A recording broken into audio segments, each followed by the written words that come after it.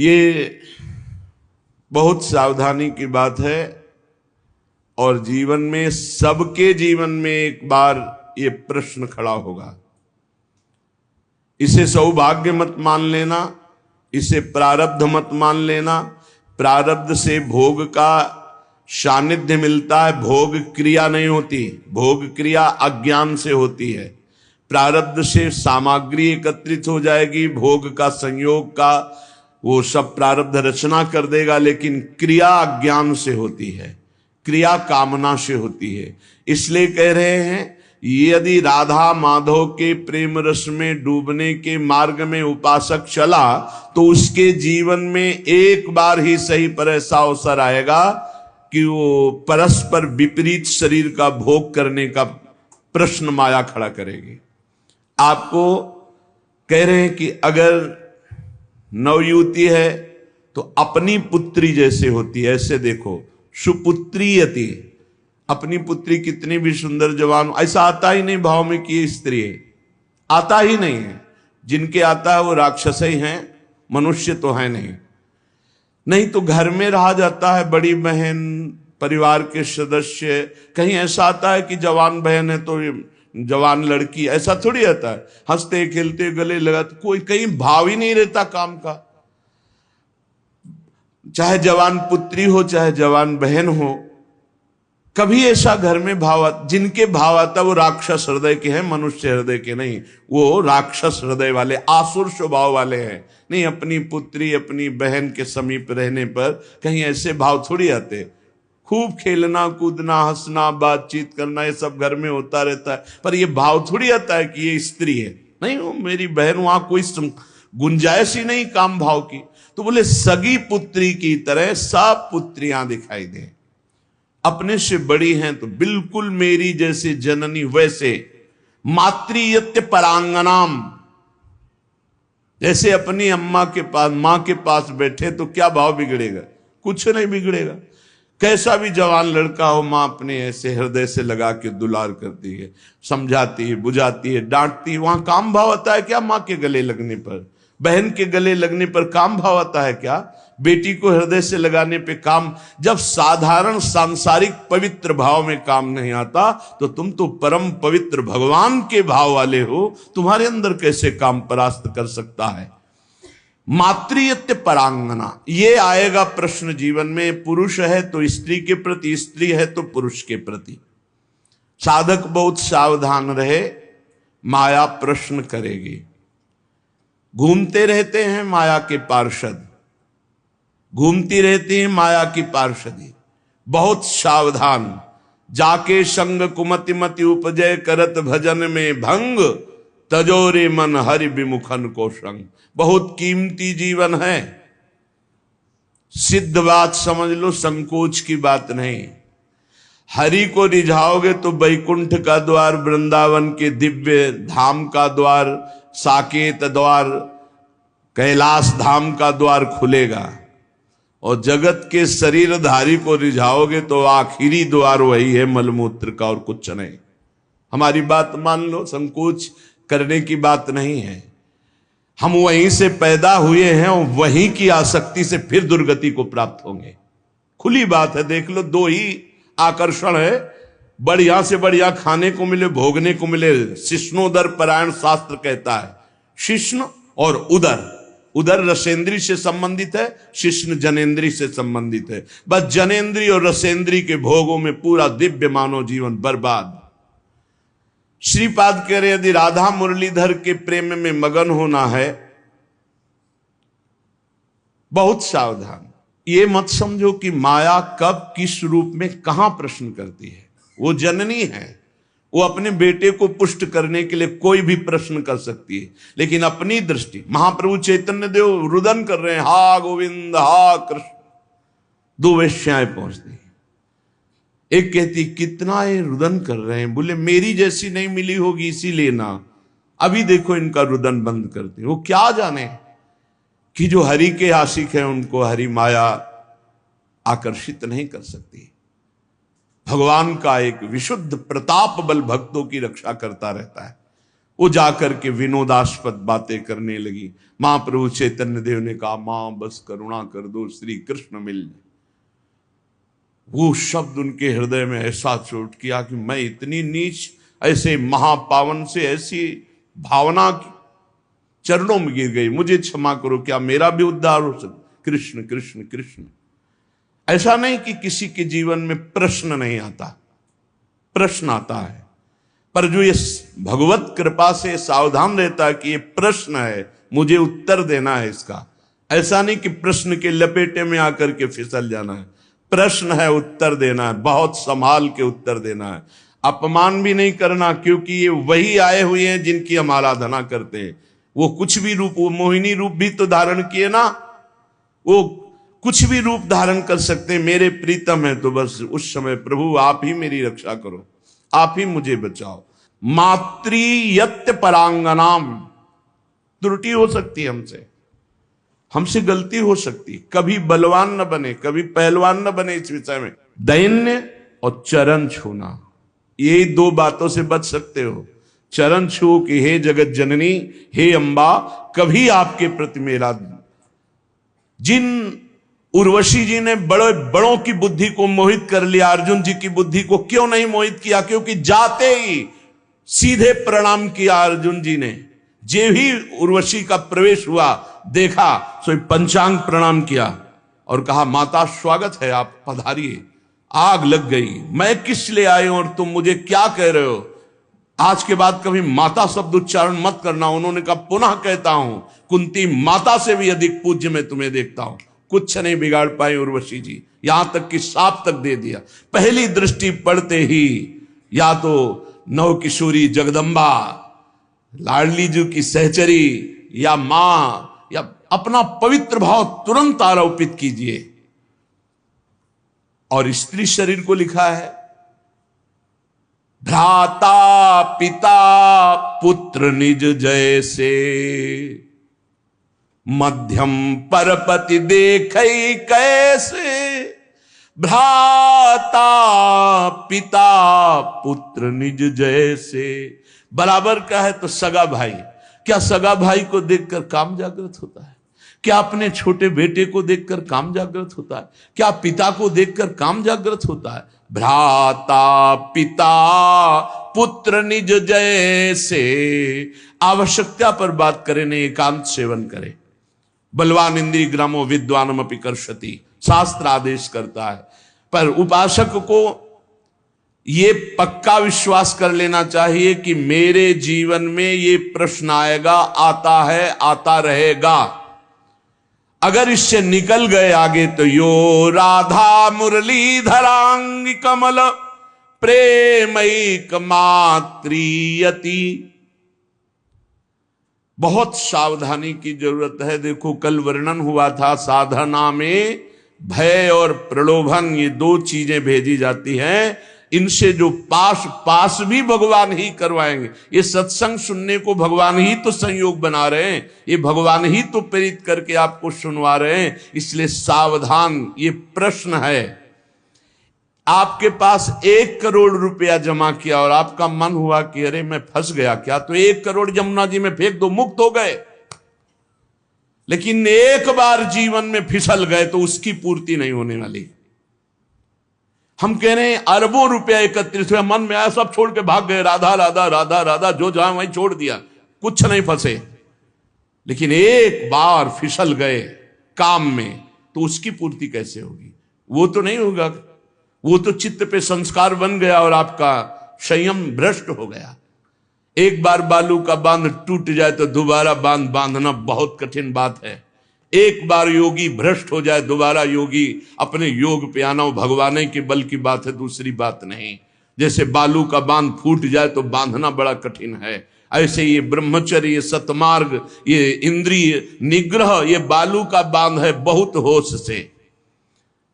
मातृयत्य परांगनाम स्थिर चरम सत्वम सुपुत्रीयति। बड़ा पवित्र भाव। और ये भाव जब अचानक संयोग हो जाए तब संयोग से बचने की पूरी वृत्ति रखे उपासक। जब तक कोई बहुत ऐसा संयोग की बात बन जाए कि बात करना ही है, तो उसके चरणों में दृष्टि रखते हुए, मुख की तरफ दृष्टि रखते हुए साधक कभी बात नहीं करते। नहीं, चरणों पर ऐसे दृष्टि रखते, जी प्रत्युत्तर कम शब्दों में और भाग ले। अपने को सूरवीर मत समझे। ये भगवान की प्रचंड मोहिनी माया का आकर्षण हमारे चित्त में बलात् हमारी निष्ठा को परिवर्तित कर देगा। यदि हम अधिक समय साथ रहें, अधिक समय बात करें, अधिक समय हंसी मजाक करें, तो हम फिसल जाएंगे। ये खाइयां हैं जिनसे हम भगवान को नहीं प्राप्त कर पाते और इनमें हम फिसल जाते हैं। बहुत ही सावधानी की जरूरत है। हमारी एक एक वृत्ति भगवान अंदर बैठे हुए देख रहे हो। उस जो जल रही वृत्ति काम क्रोध आदि को ना भोगने से, वो भगवान हिसाब आपको इतना आनंद प्रदान करेंगे कि रोते रहोगे। पर कुछ समय के लिए आपको अपने मार्ग में बहुत संभाल संभाल कर पग रखना है। अगर अपना कल्याण चाहते हो, सुंदर बुद्धि चाहते हो, भगवत मार्ग में अग्रसर होना चाहते हो, तो गोस्वामी तुलसीदास जी की चौपाई याद रखना।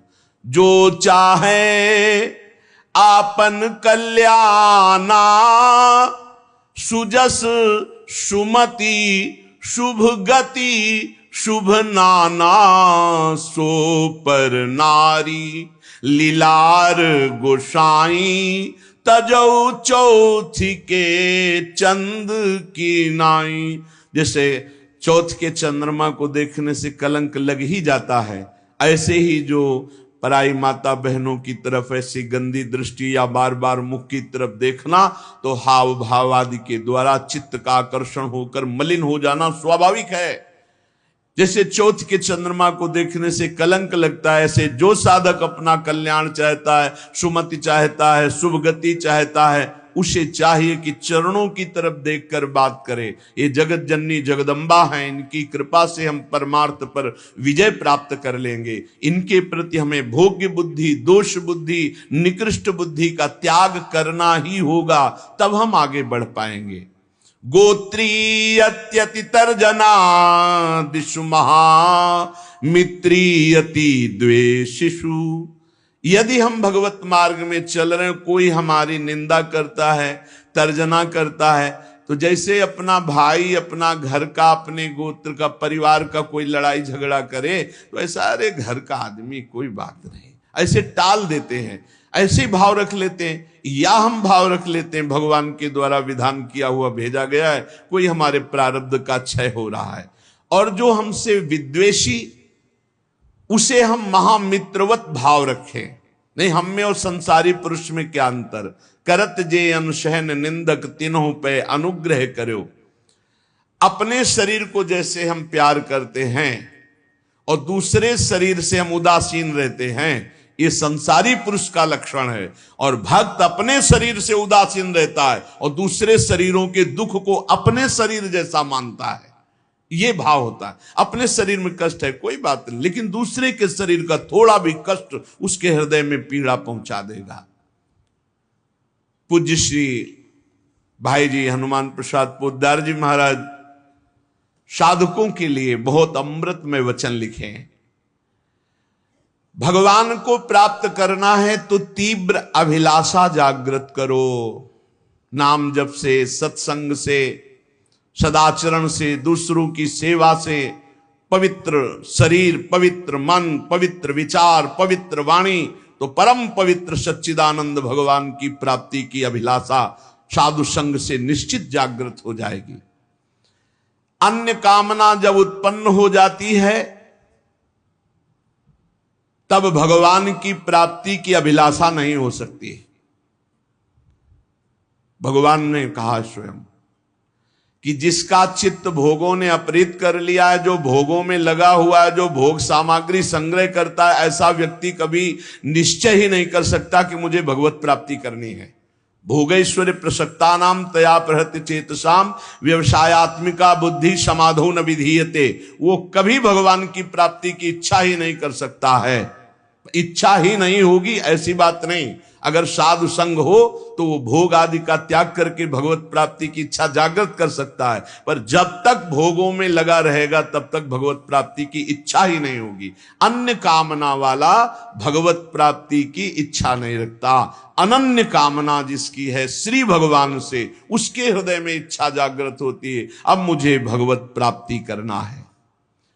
जब भगवत प्राप्ति की इच्छा जागृत होती है तब भगवान के अनुकूल आचरण और प्रतिकूल आचरणों का त्याग, ये नियम लेना होता है। श्री कृष्ण अनुकूलेन प्रतिकूलस्य वर्जनम विसर्जनम। आज के बाद कभी शास्त्र विरुद्ध, धर्म विरुद्ध आचरण नहीं करूंगा, तभी आपके अंदर भगवत प्राप्ति की अभिलाषा जागृत होगी। इधर तो माला चला रहे हैं, पाठ कर रहे हैं, धर्म के कार्य कर रहे हैं, और पीछे फिर अधर्माचरण हो रहा है, तो वो अंधा बटे पड़ा चबाए, तुम्हारे हाथ में कुछ नहीं लगेगा। हमको संयम से रोकना पड़ेगा। जो धर्म, जो नाम जप, जो साधन कर रहे हैं, वो हमारा कहीं किसी पापाचरण में बह न जाए, कहीं किसी छिद्र से बह न जाए। हम अपने इंद्रियों को, मन को हम विचार के द्वारा, पवित्र विचारों के द्वारा उनको घेरे रहते हैं। इसी का तो इनाम मिलता है परम पद, इसी का इनाम मिलता है अद्भुत आनंद की उमगन। ना भय जन्म का, ना मृत्यु का, न रोग का, न शोक का, किसी भी तरह का कोई भी द्वंद्व प्रभाव उपासक के अंदर नहीं रह जाता। अनुकूलस्य, अपने इष्ट देव गुरुदेव के अनुकूल, और प्रतिकूलस्य विसर्जनम, प्रत्येक प्रतिकूल आचरण का त्याग। जब साधक ऐसा आचरण बहुत समय तक करता है तो उसके प्राणों में रुदन करने की इच्छा जागृत होती है और वो क्रंदन करने लगता है। रोते रोते उसके हृदय में विरहाग्नि जलाती है, और उसी विरहाग्नि को शीतल करने फिर भगवान को आना होता है, फिर उसे भगवत प्राप्ति हो जाती है। दूसरी बात, साधक जब इस मार्ग पर चलता है तो उसका स्वभाव होता है इधर उधर ताक झांक करना। ये कैसे चलता है? ये बहुत बुरी आदत है, ये बिल्कुल नहीं रखनी चाहिए। पर दोष दर्शन से सबसे बड़ा घाटा होता है कि हम जो दोष दूसरे में देखते हैं, देखने की चेष्टा करते हैं, वो दोष हम में जागृत हो जाता है। इसलिए साधक को इधर उधर ताक झांक करने वाला स्वभाव नहीं रखना चाहिए। छोटी छोटी बातें होती हैं जिनमें हम फिसल जाते हैं। हर साधक इस बात को समझ ले, परमार्थ में चलने पर इधर उधर ताक झांक, पड़ोसी बगल वाला साधक क्या करता है, अगर ये दोष दर्शन की वृत्ति रही तो ऐसे ही नीचे खड़े रहोगे, परमार्थ की ऊंचाई पर नहीं चढ़ पाओगे। इधर उधर ताकने वाला साधक लक्ष्य तक कभी पहुंच ही नहीं सकता। सिद्ध महापुरुषों के वचन है। साधक को चाहिए कि अपनी दृष्टि केवल अपने लक्ष्य पर रखते हुए, लक्ष्य हमारा क्या है? सर्वान वस्तुतया निरीक्ष परम स्वाराध्य बुद्धिर्मम, मेरे भगवान ही सब रूपों में, बस सारा नाटक वही कर रहे हैं। हमको ये नहीं देखना ये कमी इसमें साधक में है या कमी उस साधक, ये गुरु देखें या भगवान देखें, वो सुधार करें, हमारा ठेका नहीं है। हमारा ठेका है अपनी कमी देखना और भगवान को प्राप्त करना। सत्संग अपने लिए होता है, दूसरों के ऊपर थोपने के लिए नहीं होता, दूसरों के दोष दर्शन के लिए नहीं होता, वो अपने मन को शासन में लाने के लिए सत्संग होता है। साधक जब इस दोष से आगे बढ़ता है, ये बहुत जोर का दोष होता है, जब इससे आगे साधक बढ़ता है तो उसके जीवन में प्रलोभन आता है। जब प्रलोभन से बचता है तो फिर भय आता है। बड़े बड़े भय आते हैं भक्तों के जीवन में। फांसी की सजा निश्चित हो गई, आग में जलाने निश्चित हो गया, जहर पिला दिया गया, क्या क्या। जब प्रलोभन और भय से भी आगे निकलता है तब दिव्य सिद्धियां, आकाश में उड़ जाओ जहां जिस लोक में, जब इनसे भी आगे निकल जाए, जीवित मर जाए उलटे आप में समाया है दिलगिरी, एकदम खाक, तब भगवान की प्राप्ति होती है। वो संसार चक्र का भेदन करके सच्चिदानंद स्वरूप को प्राप्त कर लेता है। वैराग्य दो प्रकार का होता है, एक समल वैराग्य और एक विमल वैराग्य। सांसारिक प्रतिकूलता को लेकर जो घर त्यागा जाता है उसे समल वैराग्य कहते हैं। ये समल, मल का प्रयोग नहीं होना चाहिए। ये मल है वासना, कामना, रुपया, पैसा। हाँ, हमारा भरण पोषण ईश्वर के द्वारा सारे विश्व का करते, तो हम जितने बैरागी जन विश्व में हैं, भगवान विश्वम्बर सबका भरण पोषण कर रहे हैं। लेकिन बहुत सावधानी से मुनीमगिरी करनी है। मालिक हैं भगवान, मुनीम हैं हम, तो मुनीम का लेना देना बहुत हिसाब में होना चाहिए। हिसाब से चूक हुई तो चूक हो जाएगी, बड़ी चूक हो जाएगी। तो एक होते हैं वैराग्य लेते हैं ये देख करके कि अब नौकरी नहीं मिल रही, विवाह भी नहीं हुआ, खान पान की व्यवस्था, बाबा जी बन जाते हैं। जिंदगी नरक हो जाएगी तुम्हारी और दूसरों की बेइज्जती करवाओगे। कभी ऐसे बाबा जी नहीं बना जाता। बाबा जी बना जाता है, सब व्यवस्थाएं हैं, लेकिन अब मन नहीं लग रहा, ऐसा लग रहा है मुझे भगवान चाहिए। तब इसे विमल वैराग्य कहते हैं। अगर समल, ये जो समल वैराग्य है, इस समल वैराग्य को यदि विमल वैरागी मिल जाए तो वासना हट जाए और निर्मल मार्ग में चल पड़ेगा। ऐसा नहीं कि उसका कल्याण नहीं होगा, पर है बहुत गड़बड़। वैराग्य के दो रूप है, एक समल वैराग्य, एक विमल वैराग्य। समल वैराग्य होता है कि हर किसी न किसी विषय की अभाव स्थिति में बाबा जी बन जाना, वैरागी बन जाना, बहुत खतरनाक, बहुत घटिया जीवन व्यतीत होता। बहुत घटिया हम शब्द में कह रहे हैं, लाख प्रकार से समझाओ उसको समझ में नहीं आता। वो केवल वासना की पूर्ति ऐसे लोगों के द्वारा बहुत अहित होता है संत समाज का, क्योंकि उनके अंदर कोई लक्ष्य भगवत प्राप्ति नहीं, कोई साधुता नहीं, और वेश साधुता का वो बहुत तरह से हानि करते हैं। और अब कहे तो संत ही जाएंगे क्योंकि वेश है, तो इसलिए बड़ा अपमान संतों का होता है। उनका लक्ष्य नहीं होता भगवत प्राप्ति, उनका लक्ष्य नहीं होता सतमार्ग, वो केवल वासनाओं की पूर्ति के। बहुत विचित्र होता है, ये भी सब देखा है। भ्रमण के समय भगवान बड़ी कृपा की तो सब भ्रमण में साधु पक्का हो जाता है। भूख प्यास गर्मी सर्दी मान गाली मार पीट सब कुछ सहना पड़ता है, सब सहना पड़ता है, उससे परिपक्व हो जाता है। तो जो किसी प्रतिकूलता को लेकर वैराग्य होता है वो समल वैराग्य होता है। ये ज्यादा दिन नहीं ये फंसे फंसाए, ये फंसी बिल्कुल फंस जाते हैं।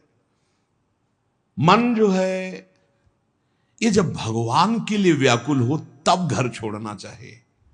नहीं तो हम कह रहे हैं कि भले आप लेबरी करके जियो लेकिन बाबा जी मत बनना।